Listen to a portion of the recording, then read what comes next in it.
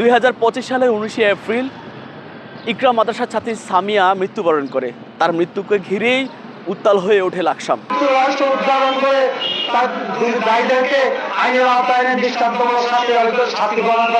সাংবাদিকরা যখন সুরকারণে গেছে, সেখানে মাদ্রাসা কর্তৃপক্ষ তাদেরকে সাথে অসদাচরণ করেছে, তাদেরকে নানান উপায়ে ম্যানেজ করার চেষ্টা করছে, কিন্তু জাতির বিবেক সাংবাদিকরা তাদের সকল বিভিন্ন প্রস্তাব প্রত্যাখ্যান করে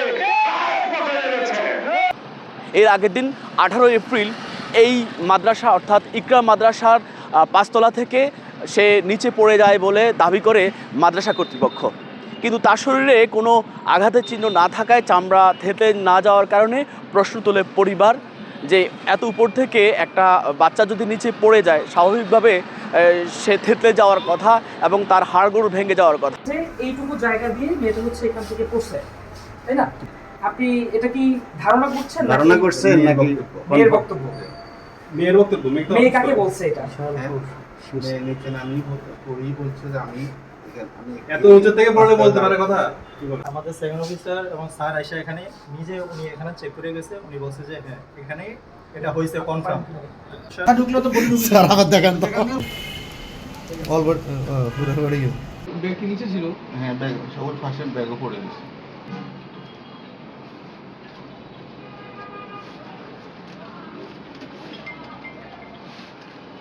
বাচ্চা চোখে রক্ত, ব্লাড অবশ্যই হাত পা মাথা মতো সব একটু আশ্চর্য স্যার, এটাই আশ্চর্য লাগে। ওর কিন্তু শুধু হাতটাই ব্যথা পাইছে, আর বাকি উপরে তার কোনো জখম নেই।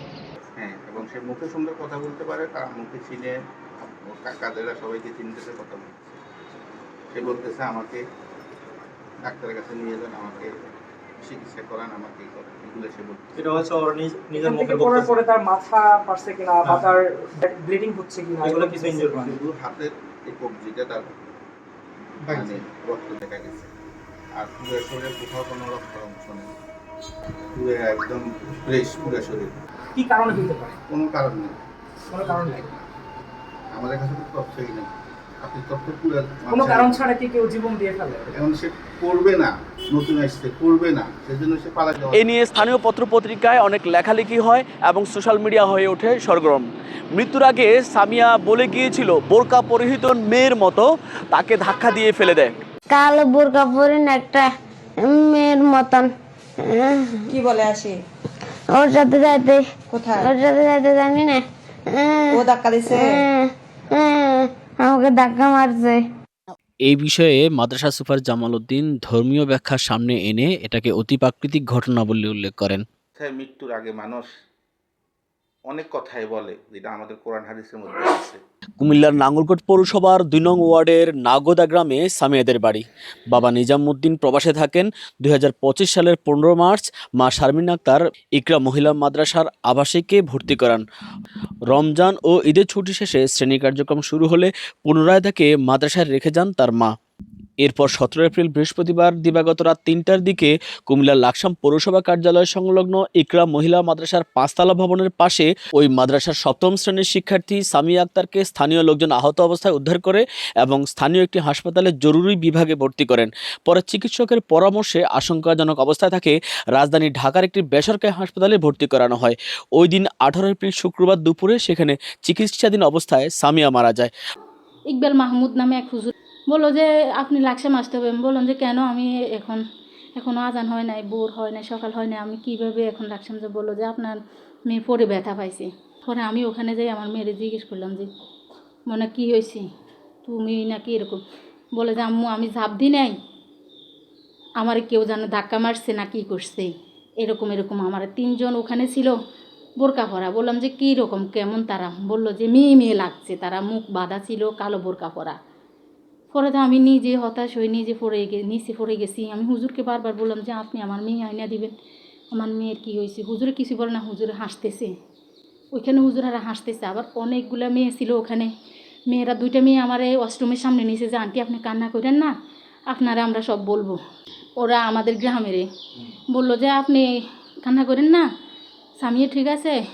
তখনও সামিয়া আম্মু আম্মু বলে ডাকতেছে, আমার কানে আওয়াজ আসতেছে। তারা আমার ধরে নিয়ে যে বলতেছে যে আপনারা আমরা সব বলবো, আপনি কান্না করেন না। পরে আমি ওখানে যাওয়ার পরে মেয়েরা আমার কিছু একটা বলবে তখন এই যে হুজুররা 2-3 জন যাইয়া ওদের পাশে দাঁড়াইছে, তখন মেয়েরা আমার ওইখানে রাইখা মেয়েরাই চলে আসছে। মেয়েগুলো কি বলতে চেয়েছিল এবং শিক্ষকরা কেন তাদেরকে চাপ প্রয়োগ করলো, এই প্রশ্নের উত্তর মেলাতে পারলে হয়তো এই রহস্যের জট অনেকটাই খুলে যেতে পারে।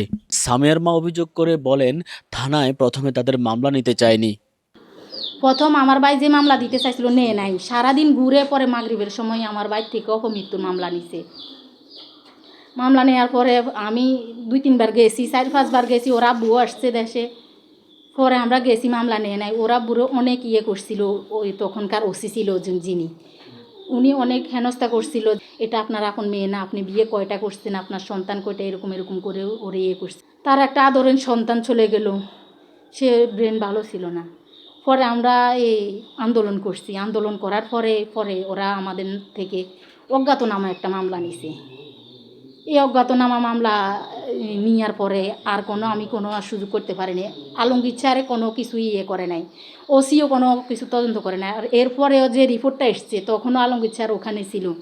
আলমগীর স্যারে এটা কোনো কোর্টেও জমা দেয় নাই বা কোনো কিছু করে নাই।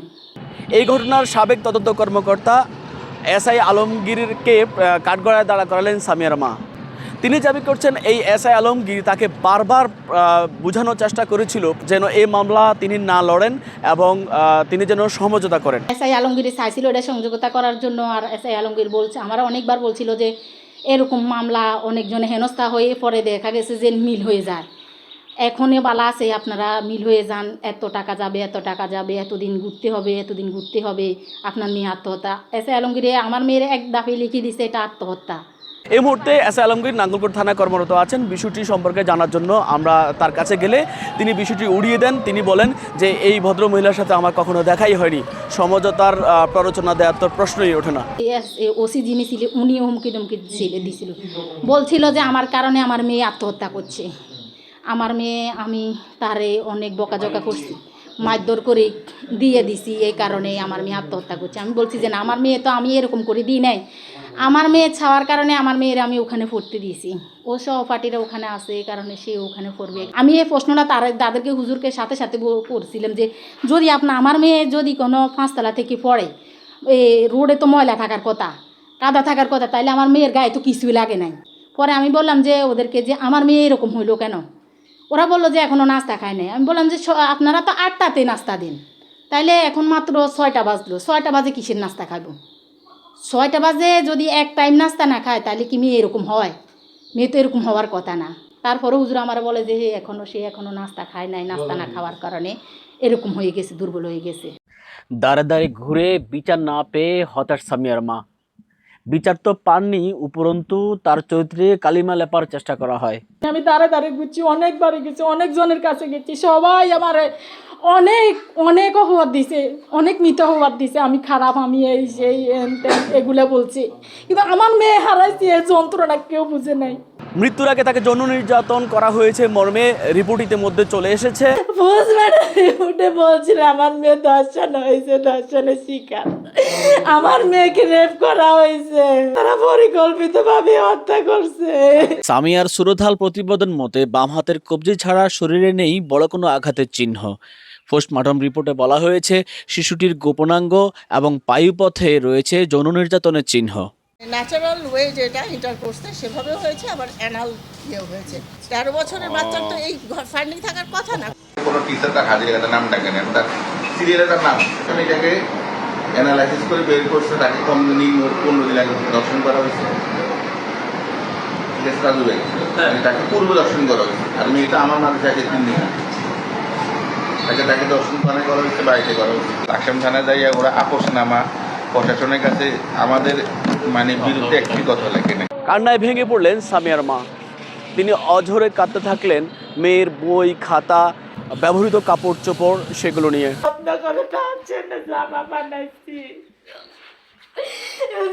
আমার মনে পড়তে পারে নাই, 2 দিনে পড়তে পারে নাই, আমার মনে আগে এগুলো আমি এখনো রেখে দিছি। সামিয়ার বোন বললেন, আমার বোনের হত্যার বিচার কি পাবো না? আমার বোনের হত্যার বিচার কি আমি পাবো না? আপনাদের সবার কাছে চাও আমার বোনের বিচার যাতে। সামিয়ার জন্য আমার কলিজা সবসময় ফাটে।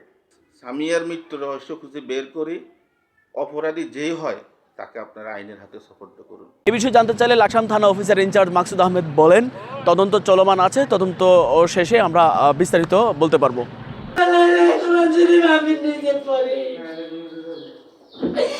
আমার মানা যত্ন করি বুড়া রমজান আসে পরে তুই গেছে। বছর গড়ালো এখনো বিচার পেল না সামিয়া। কি হয়েছে, হত্যা নাকি আত্মহত্যা? সামিয়ার মৃত্যু রহস্য উদ্ঘাটন হোক, এটা প্রত্যাশা করছে লাকসাম এবং এই অঞ্চলের সাধারণ মানুষ। কুমিল্লা লাকসাম থেকে GMS Rubel, Laksam city news.